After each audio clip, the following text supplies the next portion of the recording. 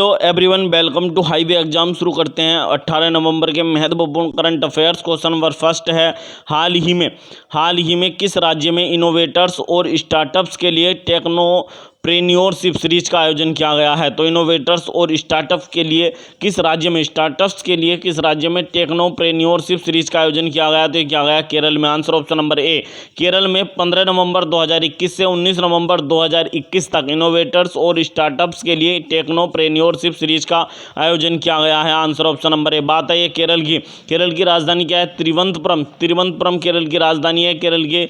इसकी स्थापना कब हुई थी? 1 नवंबर सन 1956 को केरल की स्थापना हुई थी। केरल के राज्यपाल कौन है? तो केरल के राज्यपाल हैं आरिफ मोहम्मद खान केरल के राज्यपाल हैं। केरल के मुख्यमंत्री पिनरई विजयन है।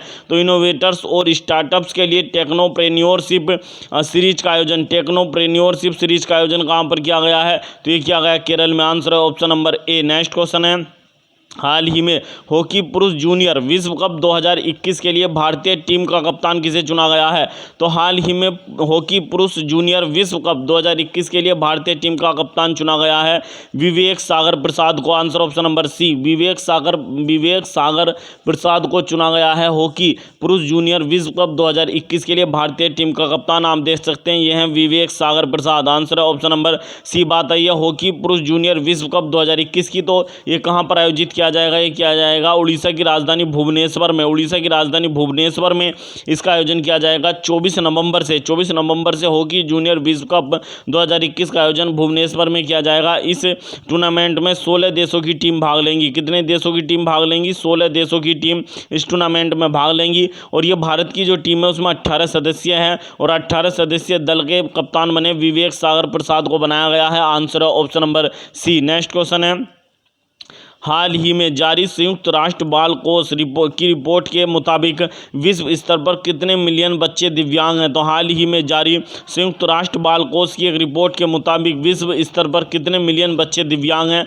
तो 240 मिलियन बच्चे दिव्यांग हैं। Answer option number D. कितने बच्चे दिव्यांग हैं? 240 मिलियन बच्चे दिव्यांग हैं। ये रिपोर्ट यूनिसेफ के द्वारा जारी की गई है। बात है ये संयुक्त राष्ट्र बाल कोष अर्थात यूनिसेफ की। तो यूनिसेफ की स्थापना कब हुई थी? संयुक्त राष्ट्र बाल कोष अर्थात यूनिसेफ की स्थापना 1946 में की गई थी। इसका मुख्यालय न्यूयॉर्क में है और इसके वर्तमान में अध्यक्ष हेनरीटा एच फोर वर्तमान में यूनिसेफ के अध्यक्ष हैं। तो 240 मिलियन बच्चे विश्व में दिव्यांग हैं। नेक्स्ट क्वेश्चन है, हाल ही में किस देश ने पहली बार पुरुष T20 विश्व कप 2021 का खिताब जीता है? तो हाल ही में किस देश ने पहली बार पुरुष T20 विश्व कप 2021 का खिताब जीता है?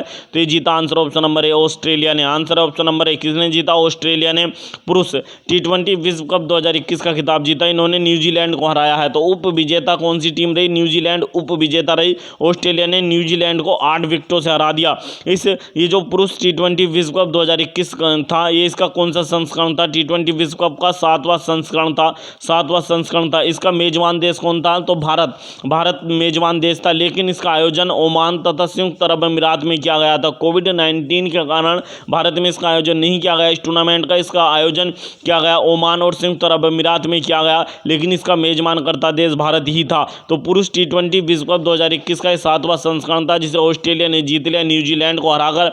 7वां संस्करण था। बात आई है T20 इस विश्व कप में क्या बात, तो T20 जो विश्व कप था, इसमें जो फाइनल मैच हुआ उसमें मैन ऑफ द मैच कौन रहा? तो man of the match Mitchell Marsh रहे जो ऑस्ट्रेलिया के हैं। मिचेल मार्श ऑस्ट्रेलिया के हैं, ये रहे थे मैन ऑफ द मैच। लेकिन मैन ऑफ द टूर्नामेंट किसे घोषित किया गया? तो मैन ऑफ द टूर्नामेंट या player of the tournament David Warner है। T20 विश्व कप 2021 के player of the tournament David Warner को चुना गया। ये डेविड वार्नर ऑस्ट्रेलिया के हैं। इन्होंने 289 रन बनाए। कितने रन बनाए? 289 रन, 289 रन बनाए। इन्हें प्लेयर ऑफ द टूर्नामेंट चुना गया है। सबसे ज़्यादा रन किसने बनाए इस टूर्नामेंट में? तो सबसे अधिक रन इस टूर्नामेंट में पाकिस्तान के कप्तान बाबर आजम ने बनाए। इन्होंने 303 रन बनाए। पाकिस्तान के कप्तान बाबर आजम ने 303 रन बनाए, जो इस टूर्नामेंट में सर्वाधिक रन बनाने वाले खिलाड़ी बने। सर्वाधिक विकेट किसने लिए? तो सर्वाधिक विकेट लिए वनिंदा हसरंगा ने। वनिंदु हसरंगा, ये श्रीलंका के खिलाड़ी हैं। वनिंदु हसरंगा, इन्होंने 16 विकेट लिए।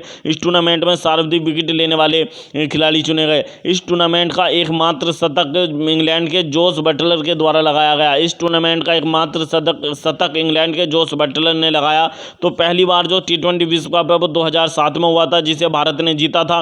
किसी ने जीता था? भारत ने जीता था, जबकि 2021 का ऑस्ट्रेलिया ने जीता। 2022 की बात करें तो T20 पुरुषों का T20 विश्व कप 2022 ऑस्ट्रेलिया में होगा। कब होगा? ऑस्ट्रेलिया में होगा, और 2022 में होगा अगला।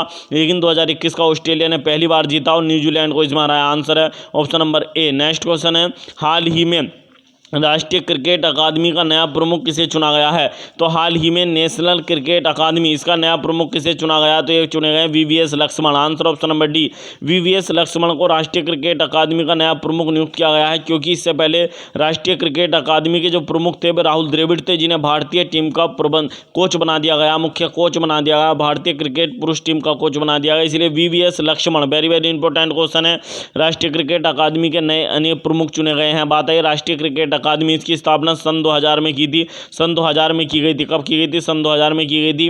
राष्ट्रीय क्रिकेट अकादमी चेन्नास्वामी क्रिकेट स्टेडियम बेंगलोर में स्थित है। चेन्नास्वामी क्रिकेट स्टेडियम बेंगलोर में स्थित है। नेक्स्ट क्वेश्चन है, हाल ही में पद्म विभूषण से सम्मानित बाबा साहब पुरंदरे का निधन हो गया। यह महान लेखक के साथ और क्या थे? तो ये महान लेखक भी थे और ये महान इतिहासकार भी थे। कौन थे? महान लेखक के साथ महान इतिहासकार भी थे। कौन? Baba Saheb Purandare. Answer option number A, महान लेखक के साथ महान इतिहासकार भी थे बाबा साहब पुरंदरे। इनका हाल ही में निधन हो गया है। इनका हाल ही में निधन हो गया, बाबा साहब पुरंदरे का निधन हो गया। तो ये लेखक के साथ इन्हें पद्म विभूषण पुरस्कार से सम्मानित थे। पद्म विभूषण पुरस्कार मिल चुका था बाबा साहब पुरंदरे को। ये लेखक भी थे और महान इतिहासकार भी थे। इनका निधन हो गया हाल ही में। आप देख सकते हैं यहाँ बाबा साहब पुरंदरे, इन्हें 2019 में पद्म विभूषण पुरस्कार से सम्मानित किया गया था। इसी में नेक्स्ट है कि हाल ही में विश्व प्रसिद्ध महान लेखक विल्बर स्मिथ का निधन हो गया। तो हाल ही में प्रसिद्ध महान लेखक थे, विश्व प्रसिद्ध महान लेखक थे विल्बर स्मिथ, इनका भी निधन हो गया। आप देख सकते हैं थे विल्बर स्मिथ।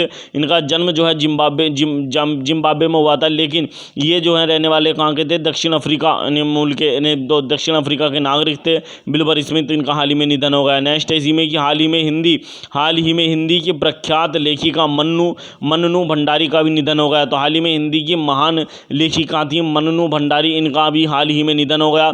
90 वर्ष की उम्र में इनका जन्म मध्य प्रदेश में हुआ था मन्नू भंडारी का। इनका हाल ही में निधन हो गया। आप देख सकते हैं ये थी हिंदी की महान लेखिका मन्नू भंडारी। नेक्स्ट क्वेश्चन है, हाल ही में अंतर्राष्ट्रीय सहिष्णुता दिवस कब मनाया गया? तो अंतर्राष्ट्रीय सहिष्णुता दिवस कब मनाया गया? तो ये दिवस प्रत्येक वर्ष 16 नवंबर को मनाया जाता है। आंसर ऑप्शन नंबर ए, प्रत्येक वर्ष इंटरनेशनल टॉलरेंस डे प्रत्येक वर्ष 16 नवंबर को मनाया जाता है। तो अंतर्राष्ट्रीय सहिष्णुता दिवस अर्थात इंटरनेशनल टॉलरेंस डे प्रत्येक वर्ष 16 नवंबर को मनाया जाता है। इसी में है कि राष्ट्रीय प्रेस दिवस 16 नवंबर को मनाया गया। हाल ही में राष्ट्रीय प्रेस दिवस 16 नवंबर को मनाया गया। और राष्ट्रीय मृगी दिवस, ये मृगी एक बीमारी होती है, उसके प्रति जागरूकता फैलाने के लिए राष्ट्रीय मृगी दिवस प्रत्येक वर्ष 17 नवंबर को मनाया जाता है। नेक्स्ट क्वेश्चन है, हाल ही में भारत सरकार ने सुशासन को बढ़ावा देने के लिए मंत्रिपरिषद के सभी 77 मंत्रियों को कितने समूहों में बांटा है? कितने ग्रुप में बांटा है? तो भारत सरकार ने सुशासन को बढ़ावा देने के लिए मंत्रिपरिषद के सभी 77 मंत्रियों को कितने ग्रुप में बांटा है?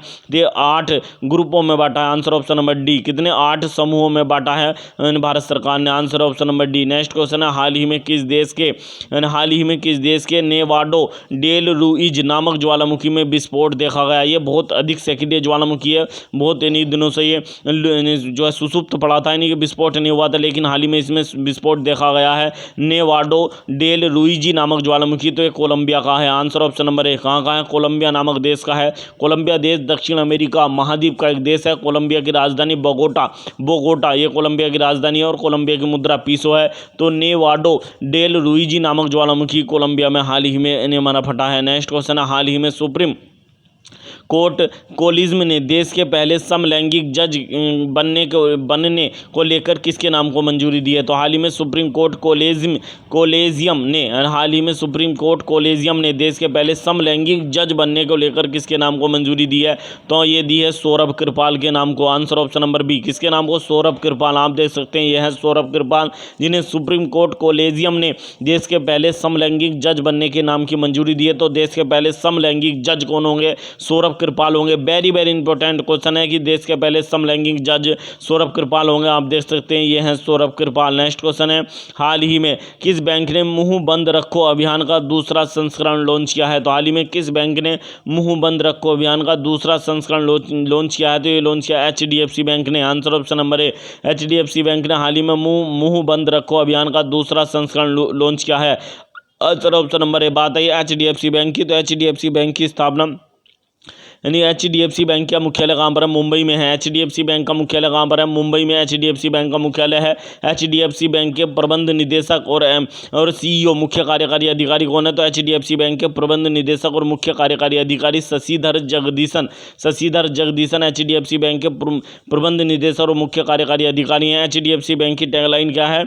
हम आपकी दुनिया को समझते हैं, हम आपकी दुनिया को समझते हैं, ये HDFC बैंक की टैगलाइन है। तो HDFC बैंक ने मुंह बंद रखो अभियान का दूसरा संस्करण हाल ही में लॉन्च किया है। नेक्स्ट क्वेश्चन है, हाल ही में किस राज्य ने केसर ए हिंद नामक तितली को राज्य तितली के रूप में नामित किया है या मंजूरी दी? आप देख सकते हैं ये केसर ए हिंद के नाम से जानी जाने वाली तितली है, इसे राज्य तितली के रूप में अरुणाचल प्रदेश ने मान्यता दी है। आंसर ऑप्शन नंबर डी, हाल ही में अरुणाचल प्रदेश ने केसर ए हिंद नामक तितली को राज्य तितली के रूप में मान्यता दी है। बात आई अरुणाचल प्रदेश की। अरुणाचल प्रदेश की राजधानी ईटानगर है। अरुणाचल प्रदेश की राजधानी है। अरुणाचल प्रदेश की स्थापना 20 फरवरी सन 1987 को की गई थी, इसलिए 20 फरवरी को प्रत्येक वर्ष अरुणाचल प्रदेश का स्थापना दिवस मनाया जाता है। अरुणाचल प्रदेश के राज्यपाल BD मिश्रा हैं। अरुणाचल प्रदेश के मुख्यमंत्री पेमा खांडू हैं। अरुणाचल प्रदेश की सरकार ने ये केसर ए हिंद नामक तितली को राज्य तितली की मान्यता दी है। Answer option number D. Next question है, हाल ही में भारत के पहले घास संरक्षण क्षेत्र अर्थात जर्म प्लाज्म संरक्षण केंद्र का उद्घाटन किस राज्य में किया गया है?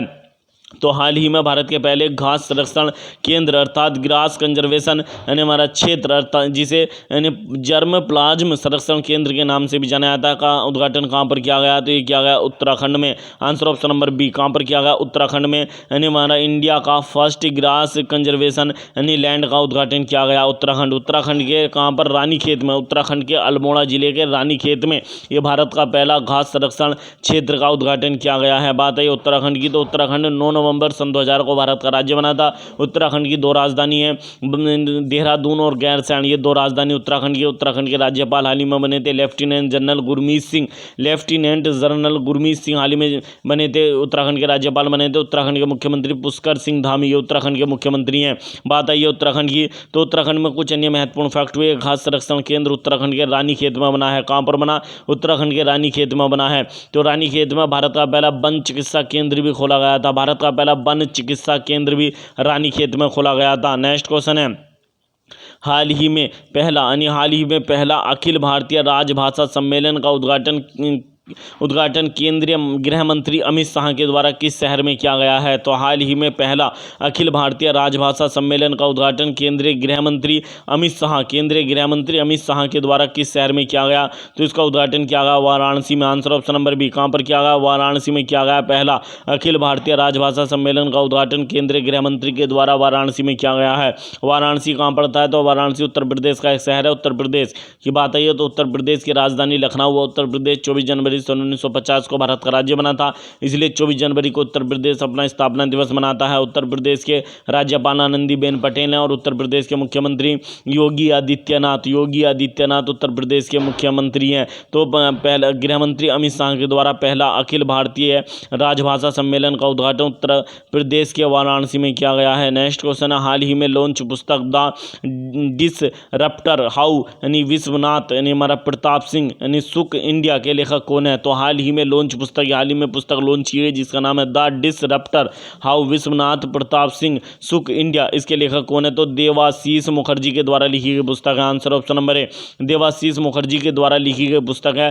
भारत के पूर्व प्रधानमंत्री विश्वनाथ प्रताप सिंह के जीवन पर लिखी गई ये पुस्तक है जिसका नाम है the disruptor how Vishwanath Pratap Singh सुक इंडिया। ये किसके द्वारा लिखी गई? देवाशीष मुखर्जी के द्वारा लिखी गई। आंसर है ऑप्शन नंबर ए। नेक्स्ट क्वेश्चन है, हाल ही में आज़ादी का अमृत महोत्सव समारोह के हिस्से के रूप में 3 दिवसीय राष्ट्र रक्षा समर्पण पर्व का आयोजन किस शहर में किया गया है?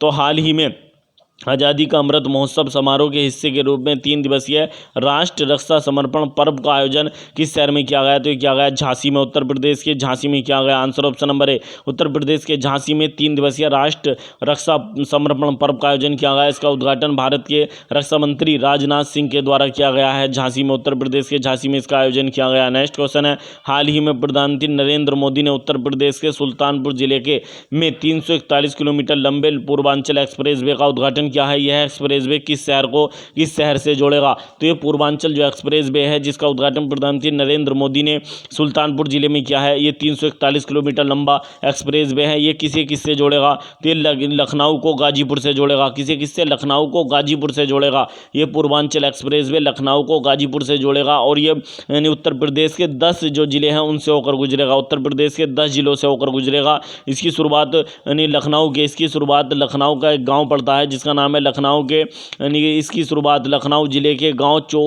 चौधसराय से होगी। यानी किससे होगी? लखनऊ का एक गांव पड़ता है चौधसराय, वहां से इस पूर्वांचल एक्सप्रेसवे की शुरुआत होगी और ये लखनऊ के बाद बाराबंकी, अमेठी, अयोध्या, सुल्तानपुर, अम्बेडकर नगर, आजमगढ़, मऊ, गाजीपुर को यानी मारा जाएगा। तो उत्तर प्रदेश के 10 जिलों से होकर गुजरेगा और लखनऊ को गाजीपुर से जोड़ेगा। किसे? लखनऊ को गाजीपुर से जोड़ेगा। इस यानी जो पूर्वांचल एक्सप्रेसवे बनाया गया है इसमें टोटल 22,500 करोड़ रुपए की लागत आई है। 22,500 करोड़ रुपए की इस यानी प्रोजेक्ट में लागत आई है। नेक्स्ट क्वेश्चन है, हाल ही में किस देश ने अपना पहला ऑडिट यानी दिवस 16 नवंबर 2021 को बनाया? तो हाल ही में किस देश ने अपना पहला ऑडिट दिवस 16 नवंबर 2021 को बनाया? तो ये बनाया भारत ने बनाया। आंसर ऑप्शन नंबर ए, किसने बनाया? भारत ने अपना पहला ऑडिट दिवस 16 नवंबर 2021 को मनाया है। नेक्स्ट क्वेश्चन है, हाल ही में किस भाषा की फिल्म कुंजगल को भारतीय अंतर्राष्ट्रीय फिल्म महोत्सव के 52वें संस्करण में प्रदर्शित किया जाएगा?